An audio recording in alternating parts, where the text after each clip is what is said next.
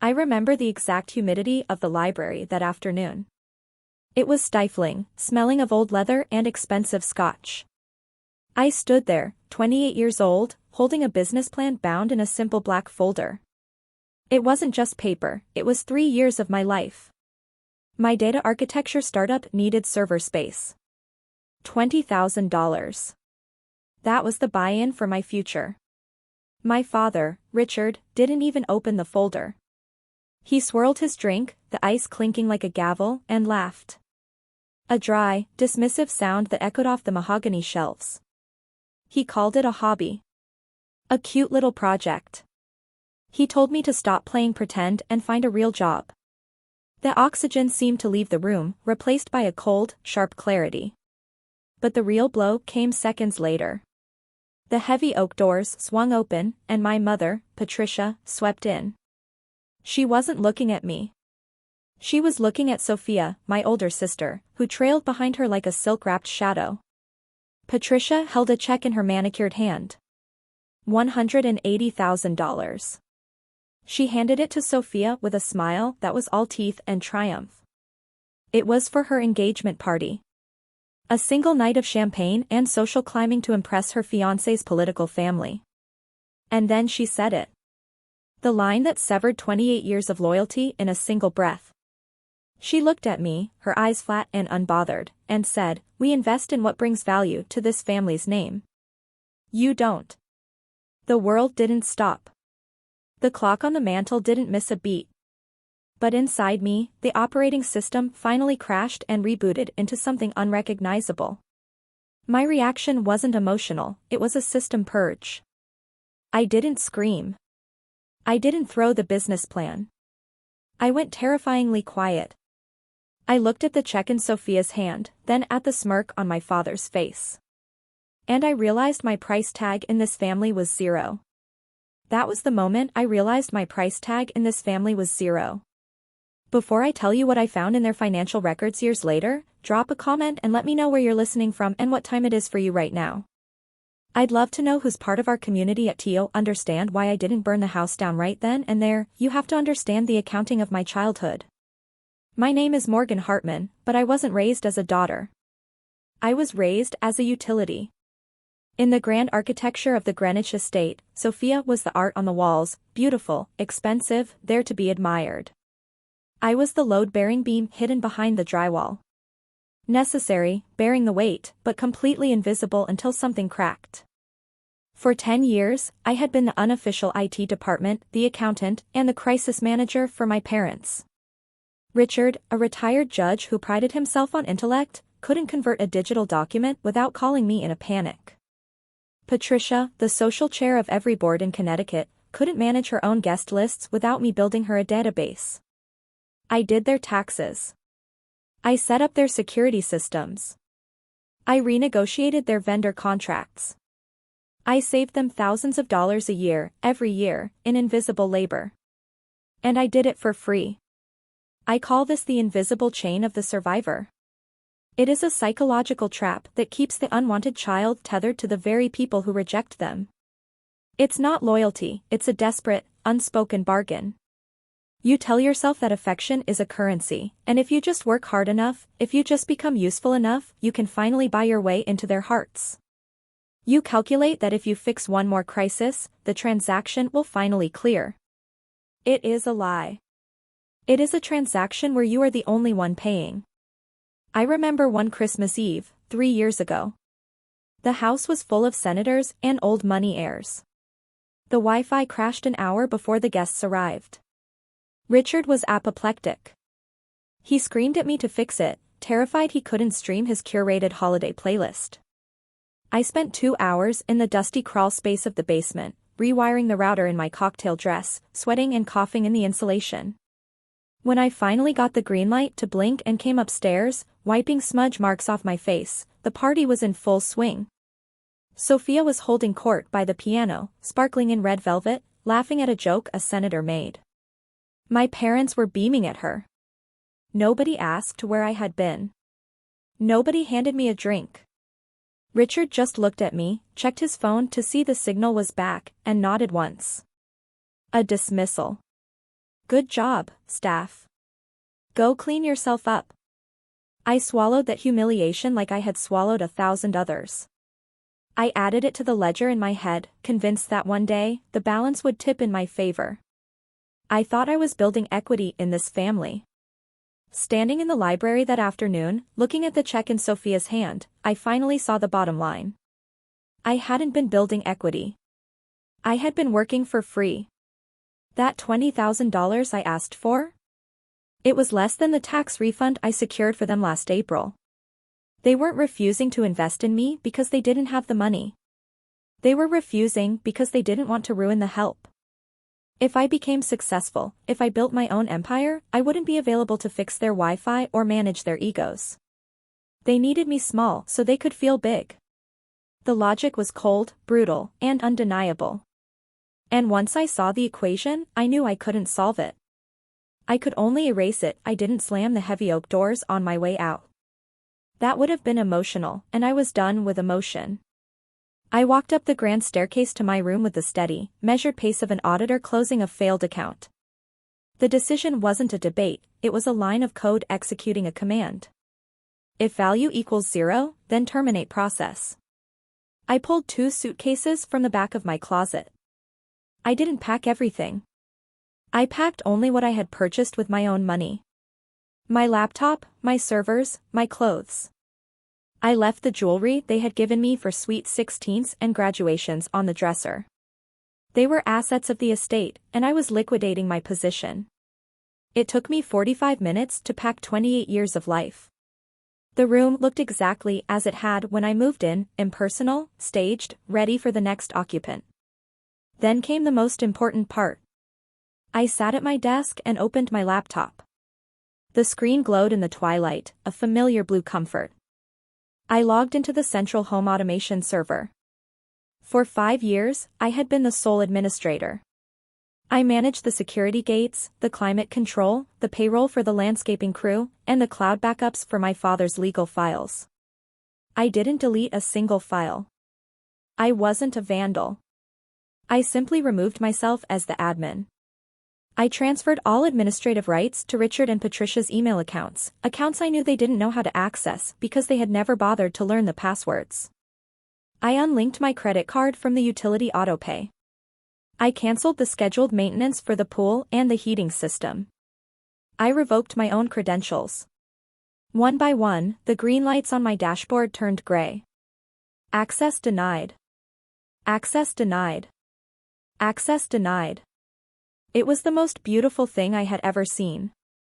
I carried my suitcases down the back stairs, avoiding the kitchen where the staff was prepping dinner. I loaded my hatchback, a car I had bought used 3 years ago when Richard said the family leasing plan was for full-time residents only. I put the key to the house in the mailbox. I didn't leave a note. Notes are for people who expect to be read.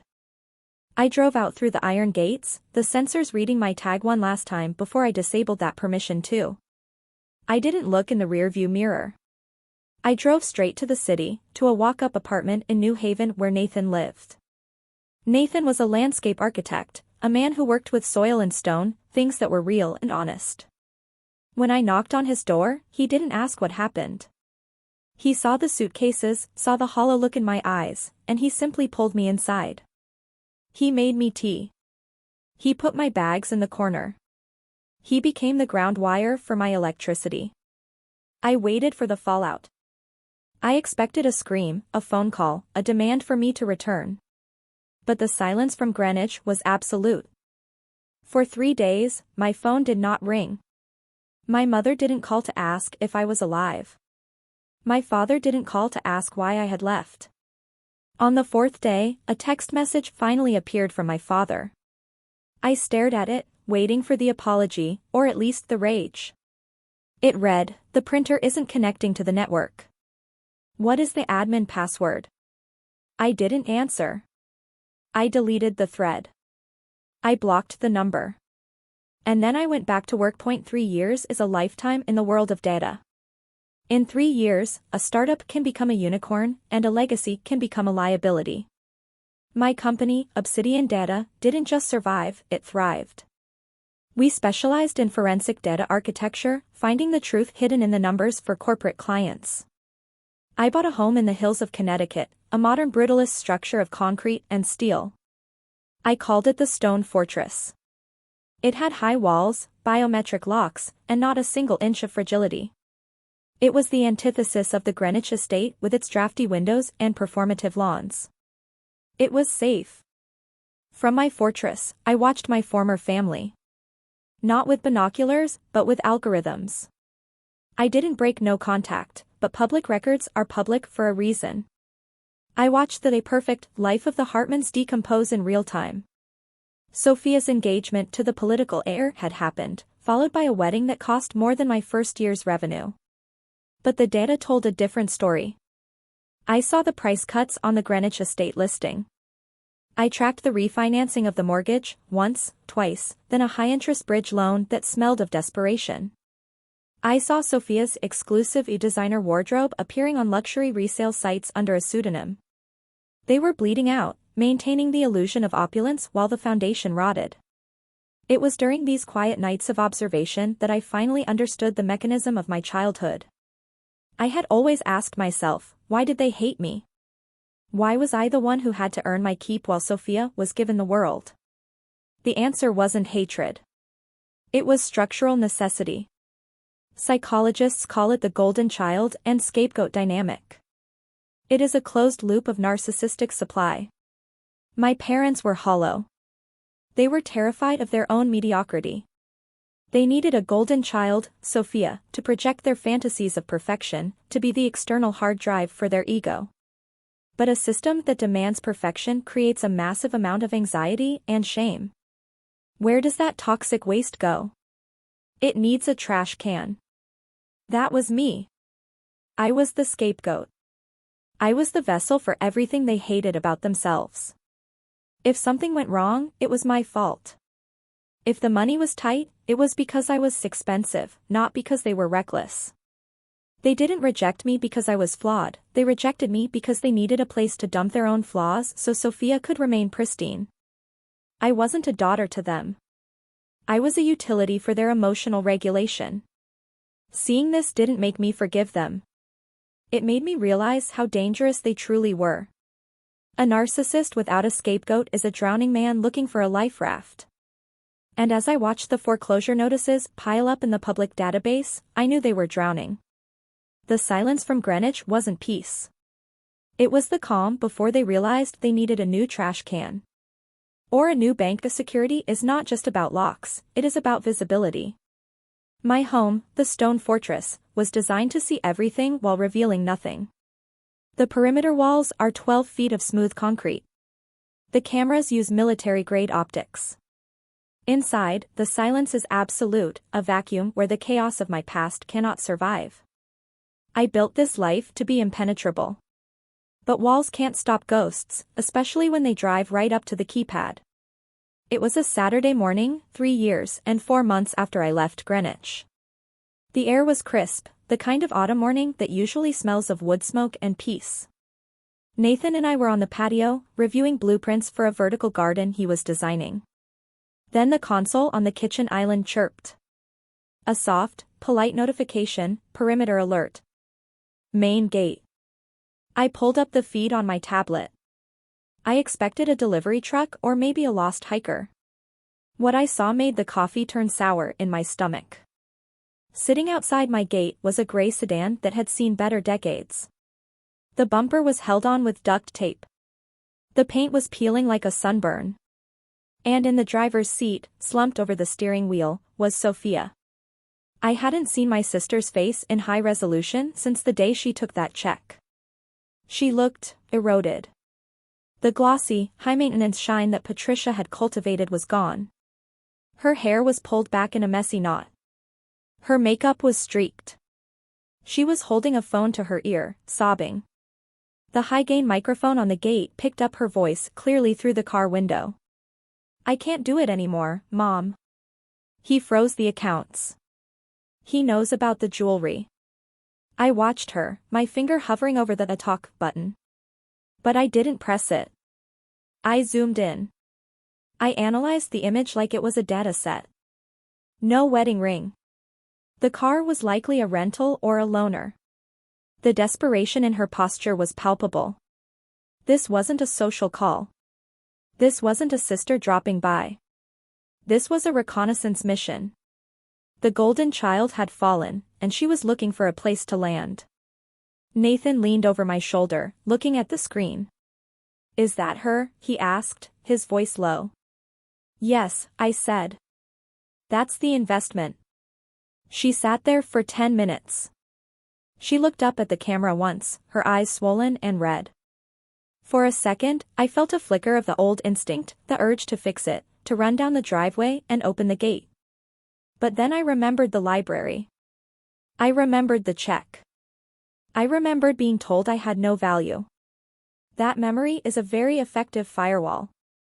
Sophia eventually put the car in gear and reversed erratically, kicking up gravel before speeding off down the hill. I didn't feel triumph. I didn't feel pity. I felt the cold prickle of anticipation. A narcissist in collapse is a dangerous thing. They don't just drown, they grab onto anything buoyant and drag it down with them. Sophia wasn't just sad, she was broke. And my parents were desperate. They knew where I was. They knew what I had. The drive-by wasn't a visit. It was target acquisition. I turned off the tablet. "They're coming," I told Nathan.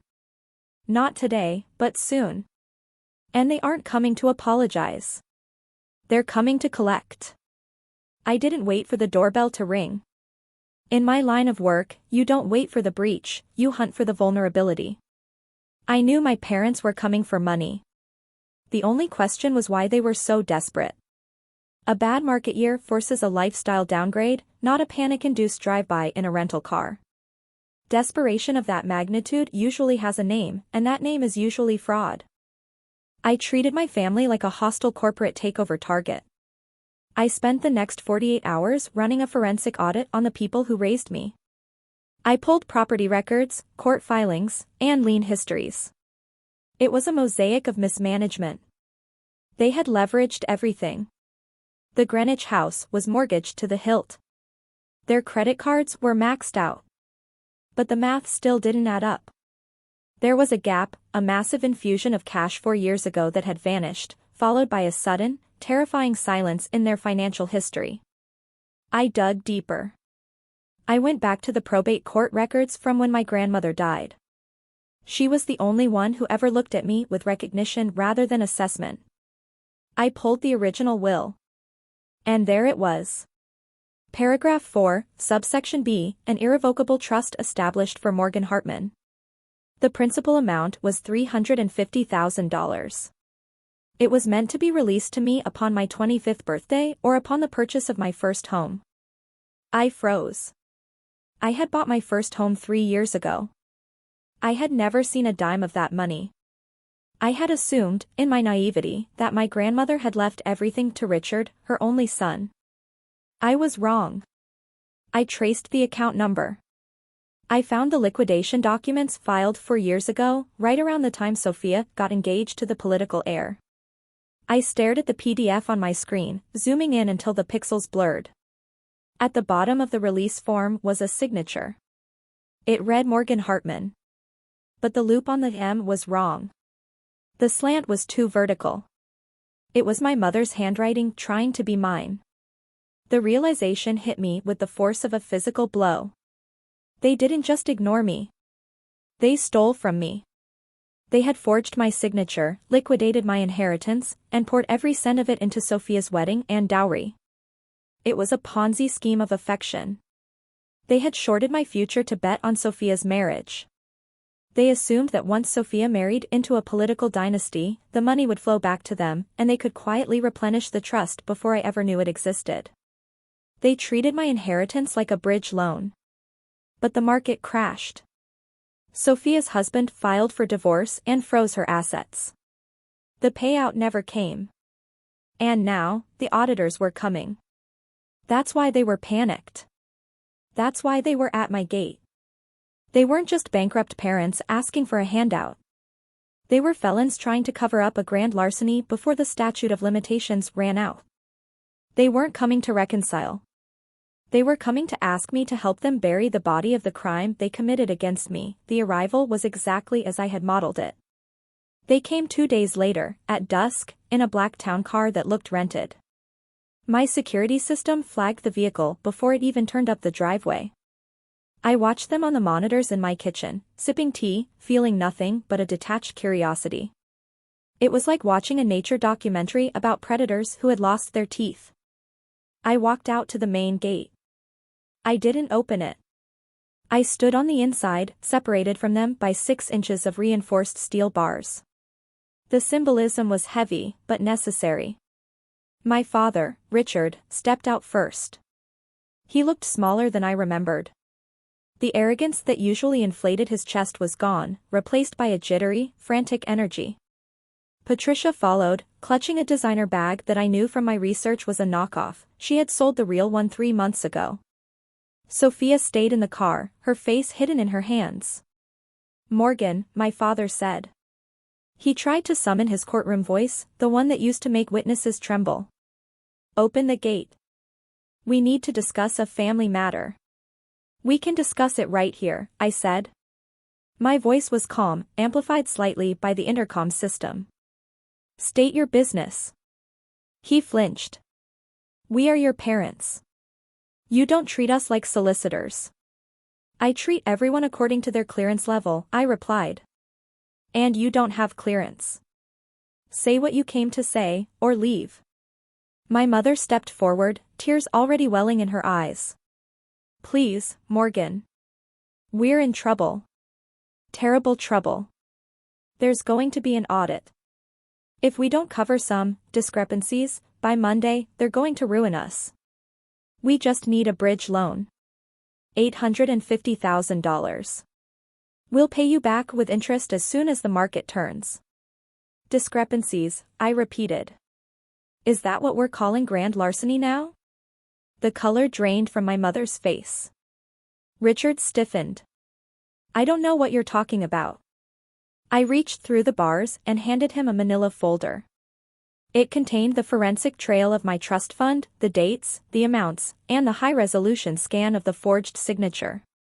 "I know about the trust," I said. "I know you liquidated $350,000 of my money to pay for Sophia's wedding. I know you forged my signature. And I know that the audit you're scared of isn't just about taxes. It's about fraud." Richard opened the folder. His hands were shaking so hard the papers rattled. He stared at the proof of his crime, and for the first time in my life, I saw him truly afraid. Not angry. Not disappointed. Terrified. "Morgan," he whispered. "You can't use this. It would destroy the family." "You destroyed the family 4 years ago," I said. "I'm just the one filing the report." Patricia grabbed the bars of the gate. "We did it for us. For all of us. Sophia was supposed to marry into the Senate. We would have paid you back tenfold. We were trying to secure the legacy." "You bet on the wrong horse," I said coldly. "And you used my money to place the wager." I looked at them, these people who had demanded perfection from me while building their lives on theft. I felt a surge of power so absolute it was almost intoxicating. I could end them. One phone call to the district attorney, and Richard would die in prison. Patricia would be destitute. It would be easy. But prison was too impersonal. I wanted something more permanent. "I won't send you to prison," I said. "But I won't give you a cent. This file is my insurance. It is a digitally signed, time-stamped copy of your felony. If you ever contact me again, if you ever drive past my house, call my number, or speak my name to anyone, I press charges. I will send this file to every partner at your old firm, every board member in Greenwich, and the IRS." I pointed to the car. "Get off my property. The statute of limitations hasn't run out, but my patience has." Richard stared at me, his face ash-gray. He knew I meant it. He turned and stumbled back toward the car, a broken man. Patricia sobbed once, a harsh, jagged sound, before following him. But as the car door opened, Sophia stepped out. She didn't look at our parents. She walked straight to the gate, her movements heavy and slow. She stopped 2 feet from the bars. Up close, the damage was even worse. She looked exhausted, her eyes rimmed with red. "I didn't know," she whispered. "About the forgery. I knew they borrowed money, but I didn't know it was yours. I swear." I looked at her. The data analyst in me wanted to verify, to check for deception. But the sister in me, the part one thought I had deleted, saw only truth. She was just another victim of their system, the shiny ornament they had polished until it cracked. "It doesn't matter now," I said. "Go, Sophia." "I can't," she said, her voice breaking. She placed a hand on her stomach. "I'm pregnant, Morgan. He left me. He took everything. I have nowhere to go. If I go back with them, they'll try to sell the baby's future just like they sold yours." I looked at her hand on her stomach. A new variable. A new life. The cycle was trying to repeat itself. My parents would use that child as a new prop, a new golden child to leverage for status. Unless I intervened. "I won't give you money," I said, my voice softer but still firm. "And you cannot live here. This is my fortress." Sophia nodded, tears spilling over. "I know. But," I continued, "I will set up an irrevocable trust for the child. I will fund it with my own capital. It will cover education, medical needs, and basic housing. It will be managed by a third-party fiduciary. Mom and Dad cannot touch it. You cannot touch it. It is locked down until the child is 18. Sophia looked at me, stunned. "Why? After everything?" "It's the justice of the sower," I said. "I refuse to water the weeds of my past. I won't help Richard and Patricia. But I will water the seed of the future. That baby didn't ask to be born into a Ponzi scheme. I will ensure they have the one thing I never had, a clean slate." Sophia reached through the bars. For a second, I thought she might try to grab my hand, but she just rested her fingers on the cold steel. "Thank you," she whispered. "You're the only real thing in this entire family." She turned and got back into the car. I watched the taillights disappear down the winding road, swallowing the darkness. I didn't feel lonely. I felt the cool night air on my face and the solid concrete of my home beneath my feet. I turned back to the house, where Nathan was waiting with the lights on. I had closed the account on my parents, but I had opened a new one for the future. And for the first time in my life, the ledger was balanced. If you've ever had to build your own fortress to protect your peace, hit that like button. Subscribe for more stories about breaking chains and building empires. I'll see you in the next one.